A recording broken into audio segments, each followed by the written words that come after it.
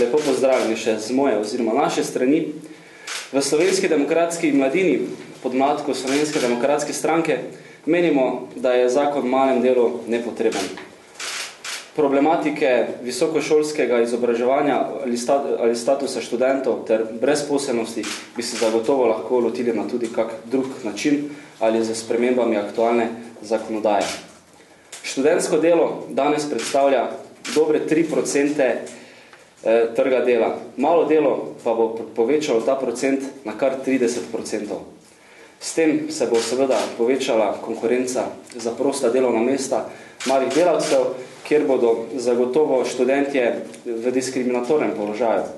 Saj bodo z svojo nefleksibilnostjo zaradi obveznih prisotnosti na faksu, kot seveda tudi slabših izkušenj, neprimerno manj konkurenčnim preostalim starostnim kategorijam, katere vključuje zakon o malem delu. Tako bodo seveda študentje zelo težko dosegli letno kvoto 720 ur. Po naših ocenih bo malo delo kompetentno oziroma celoti lahko upravljala le 1/5 študentk in študentov, saj bo enostavno konkurenca prevelika. Študij bo z malim delom postal privilegij premožnejših. Študij pa ni privilegij, ampak je naša pravica.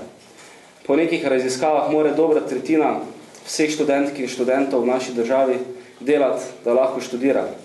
Seveda bo s tem dostop do študija postal zelo omejen, s tem bodo predvsem v slabšem položaju mladi s podeželja, za katere bo dostop do izobrazbe bistveno zmanjšan.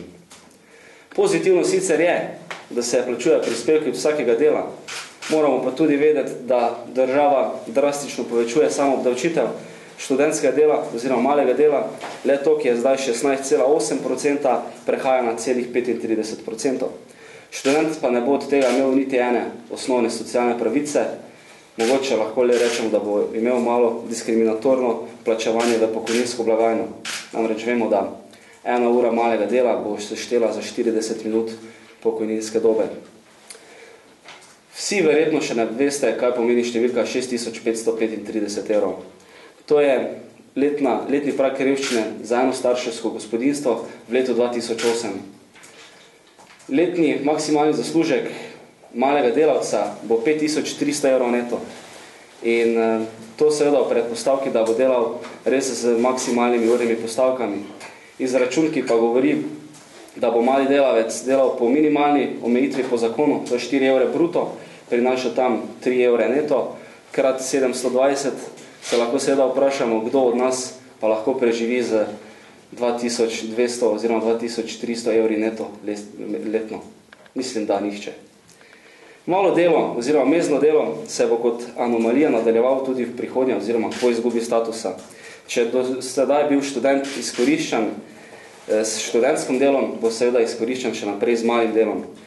Ali celo hudo je to, da bo to brezposelni diplomant ali brezposelni delavec. Brez rednih zaposlitev pa mladi tudi ne bodo uspeli pridobiti prvega kredita, torej lahko mladi le sanjamo o ustvarjanju družine, toplega doma in ravno tukaj bodo mladi po moje daleč najbolj oškodovani pri načrtovanju neke varne prihodnosti. V večini primerov pa smo tudi v Slovenski demokratski mladini seveda sami predlagali nekaj alternativnih predlogov. Končno se naj enkrat v tej državi uredi enotna evidenca opisa vseh študentk in študentov. Smiselno bi bilo tudi razmisliti o omejitvi opravljanja študentskega dela do 26. leta oziroma da bi ga seveda vezali na obdobje študija. Ker pa bo seveda študentsko delo oziroma malo delo še vedno naprej posredovano preko oseb zasebnega prava, bo še pa vedno v veliki večini omogočeno bogatenje študentskih servisov ter tudi drugih oseb zasebnega prava.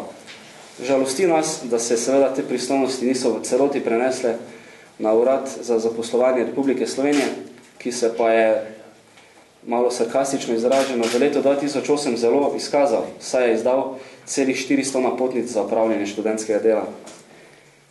Menimo, da zakon o malem delu za mlade prinaša več oziroma veliko več slabosti kot koristi. Prav tako ena floskula v več štipendijah. Sicer je res, da bo se postavka oziroma koncesnina razdelila, povečala iz 3 na 5%, ampak moramo vedeti, da bo malo delo upravljalo veliko manj študentov, kot upravlja le to zdaj študentsko delo. In posledično bo tudi veliko manj sredstev za štipendije. S tem pa se seveda lahko mladi vprašamo, kakšna država smo, če nam ne nudi niti osnovnih socialnih pravic. Poleg slabe štipendije ne moremo niti poleg tega, da moramo seveda delati, niti ne moremo kvalitetno študirati.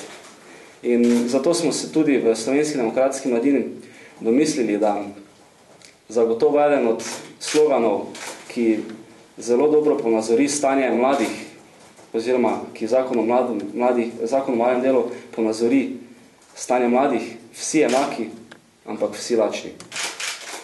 To zaenkrat vse z moje strani.